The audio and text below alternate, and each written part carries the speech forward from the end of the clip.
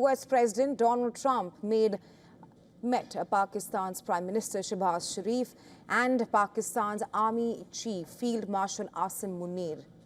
Wait, nearly half an hour before their meeting at the White House.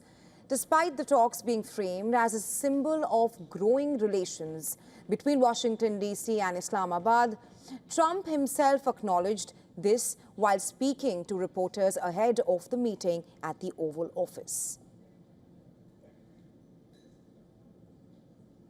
In fact, we have a great leader coming. We have the Prime Minister of Pakistan coming and the Field Marshal. Pakistan Field Marshal is a very great guy, and so is the Prime Minister, both. And they're coming, and they may be in this room right now. I don't know, because we're late. And I said maybe they'd like to join the. They actually may be somewhere in the beautiful Oval Office.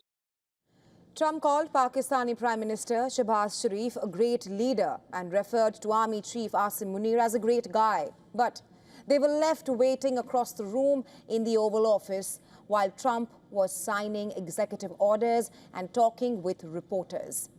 Sharif and Munir arrived at the White House shortly before 5 p.m. local time. The meeting was closed to the press, with U.S. Vice President J.D. Vance and U.S. Secretary of State Marco Rubio also present. From Pakistan's side, Deputy Prime Minister and Foreign Minister Ishaq Dar was missing in action. After the meeting, the Pakistani delegation reportedly left the Oval Office at 6:18 p.m. The closed-door meeting raised eyebrows since Trump's meeting with Turkish President Recep Tayyip Erdogan, which took place just hours earlier, was an open meeting. So far, the White House has made no comments on the meeting, and no photo has been released either from the White House. It was rather Pakistan that first released the pictures and videos of the meeting. Interestingly, Shehbaz Sharif was wearing a Pakistan-US flag badge for the meeting with Trump so that the message was not missed.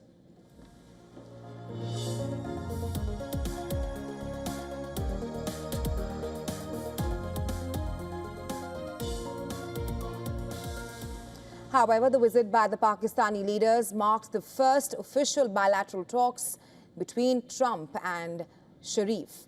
The last such meeting between a U.S. president and a Pakistani prime minister took place 6 years ago when Imran Khan met Trump in July 2019. That's during his first term. Prime Minister Sharif also took part in a meeting with Donald Trump on Tuesday alongside leaders from several Muslim-majority countries. Held on the sidelines of the UNGA, the meeting focused on Israel's assault on Gaza and also included U.S. peace proposals shared by Trump.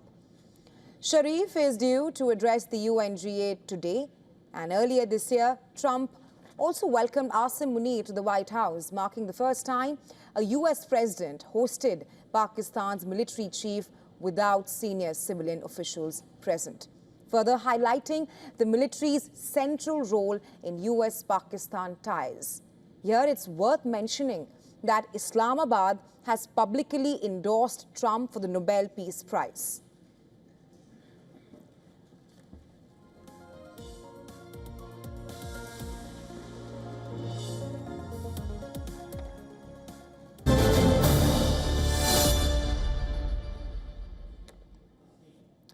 And well, for more on this, we are now being joined by Dr. Jamil Khan, former ambassador and senior analyst. Dr. Khan is joining us from Karachi. I'm also being joined by Captain Alok Bansal, Director of India Foundation Executive, Director of South Asian Institute for Strategic Affairs. He's joining us live from New Delhi. Welcome to WION, gentlemen. First up to you, Dr. Khan. How do you read this meeting between the U.S. President and the Pakistan Prime Minister? An unusually closed-door meeting with no photo ops, nothing released from the White House. Well, nothing unprecedented. It has been happening in the world. Once the two countries, they engage themselves, sometimes they do have the closed-door meeting, and sometimes they do have a one-on-one meeting, tete-a-tete meeting. And even the details of those meetings are not like, this meeting also. I'm still waiting for the details to be published, to be issued by the White House or by the State Department, but it has not happened. That means that they wanted this meeting to be totally closed door.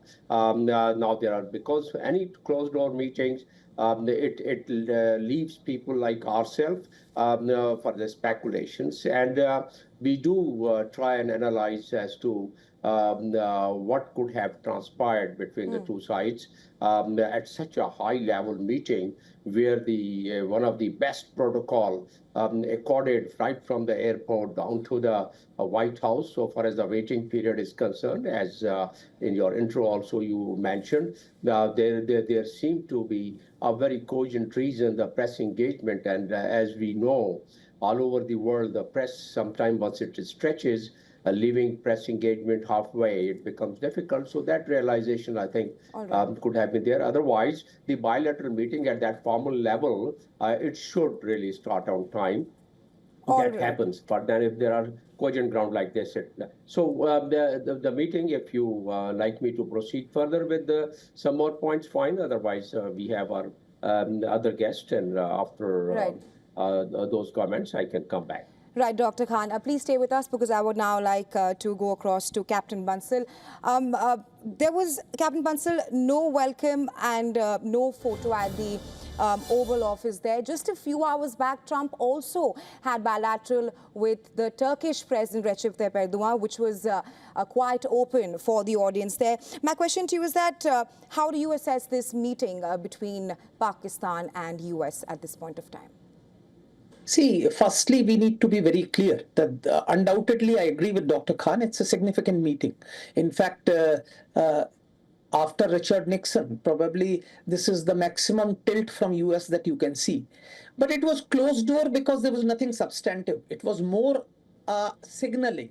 Probably signaling to India, probably signaling to Arab world, with which Pakistan was signing defense pacts.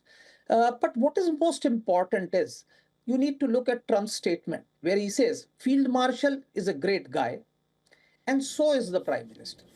So the important person is the Field Marshal. Prime Minister is just a hanger-on. And that's very important. I think he also understands where the power lies as far as Pakistan is concerned. That's with the army and not with the civilian prime minister. And I think that factor has factored in, and that's why we are seeing that Field Marshal has met him. It's not the first time he's meeting him. He has had lunch with him earlier. So this is again a meeting. So it's a significant meeting, while there is nothing substantive to be discussed, because Pakistan is really not exporting much to US, nor is it expected to buy too many things from the United States. But a closed door meeting sends a signal across, I think, both to India as well as to the Arab world, that yes, there is bonhomie between US and Pakistan, and these two countries are coming together. So that was, I think, what was to be signaled. And at the same time, I think as far as delay is concerned, that's of course Trump's habit. I think megalomaniac that he is, you see the statement. He says some people are waiting, and we'll probably go. They're probably somewhere in the ovals. So that's, I think, Trump for you. I think a system where only one individual counts and nobody else. So in that sort of a system, you can expect this sort of a thing. People may be made to wait. Whereas this meeting with the Turks was for actually domestic public opinion, for the global media, for everything.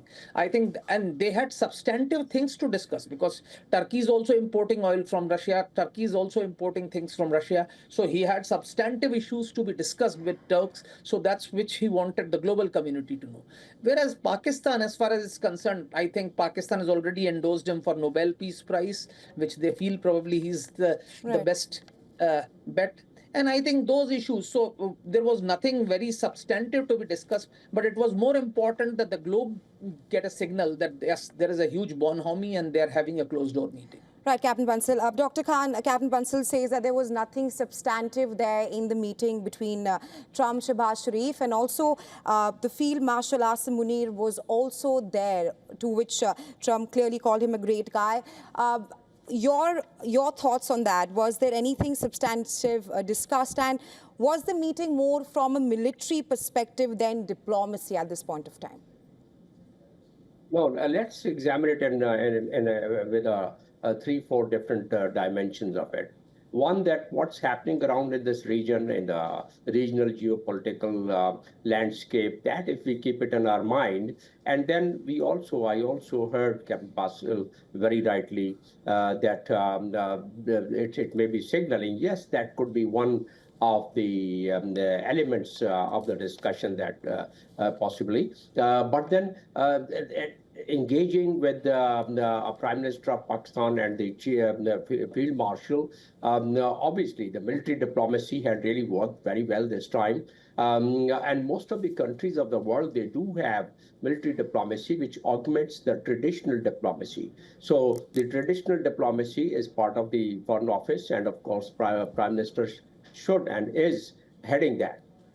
So going in tandem, and there is no doubt that Pakistan Army is quite well-structured army, and the Field Marshal, the very promotion to this level is after the engagement which he recently had, and that has also led to the defense pact between Saudi Arabia and Pakistan, besides many other factors. So this is the second point. The third point is there might be some substantive things in view of what is the tension in the Middle East, which went on after the strike on Doha, one of the best friends, one of the non-NATO member friends of the United States. And after that, the dynamics have seemed to have been changed a little bit, quite a lot, I would say. The skepticism among the rulers of this region has gone a little high, and that is also true what Captain Basil had just mentioned, that Donald Trump, he drives the foreign policy from the White House, and the State Department does not have as stronger say as it has been having in past. So, having these 4 or 5 factors in our minds, we can draw a conclusion that yes, there could be some substantive thing. Pakistan might have been engaged to stabilize this region, and because of this, it's military might. Right, Dr. Khan, we're running out of time. I want to take the last question to Captain Bansal here. Captain Bansal, the big question right now is, with the warming of ties between Washington and Islamabad, can the US actually bet on Pakistan, considering its close ties, Pakistan's close ties with China? See, Pakistan's ties with China are substantial, and now they are in the economic and defense angle. The US leverage over Pakistan actually stems from the elite capture. Entire Pakistani elite has their children in the US, and I think with the US control over the visas, US has a leverage over Pakistan, which is actually cannot be clearly articulated in normal terms. So US has a thing, and we are seeing that as Pakistan is swerving towards US, China has started distancing itself from Pakistan to some extent. And I think the result consequence is there is a huge thaw as far as India-China relations are concerned. So obviously the global geopolitics is moving, but I don't think so that Trump's policies are going to be a consistent US policies, because Trump's policies are individual centric and they will remain as long as the individual is in control. So that factor we need to understand. There is no doubt that India-US relations are probably at their lowest point in recent past, because he's talking of tariffs on pharma, he's talking about tariffs on Chabahar, and now, of course, having closed-door meetings with Pakistan's Field Marshal and Prime Minister. Important thing is that the Defense Minister was not there, the Foreign Minister or Deputy Prime Minister was not there. The only 2 people who were invited was the... I'm afraid we're running out of time right now, but thank you so much, Dr. Khan and Captain Bansal, for joining us here on WION and sharing your insights with us on this.